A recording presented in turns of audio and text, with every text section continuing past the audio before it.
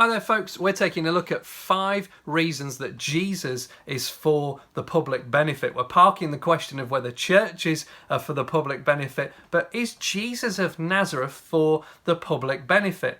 We've taken a look at public leadership and public harmony. We're now today looking at the idea of public speech.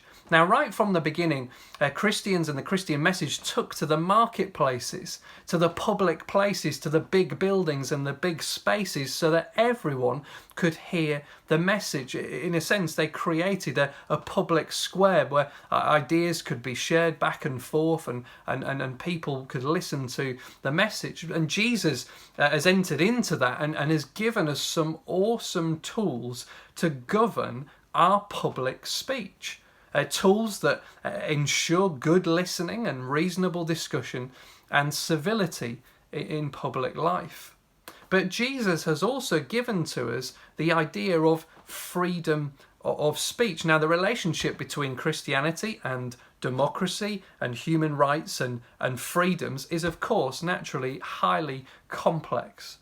But essentially, Jesus' teachings, especially the one we've already mentioned in previous videos, the idea that all people are made in the image of God and therefore are equal in worth and dignity and value. That and many other of Jesus' teachings build up to create, if you like, a seedbed that enabled the growth of democracy and human rights and the freedoms that we now enjoy.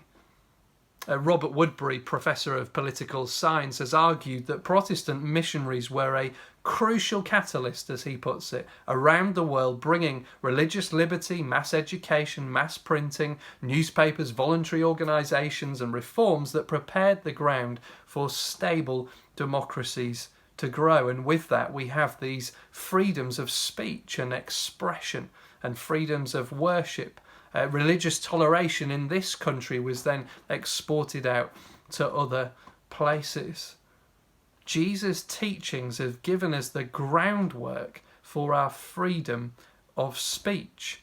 In countries where Christians are persecuted and their freedom of speech is stopped, our government knows that where that happens, other minorities will soon be persecuted and their freedoms of speech will be eroded.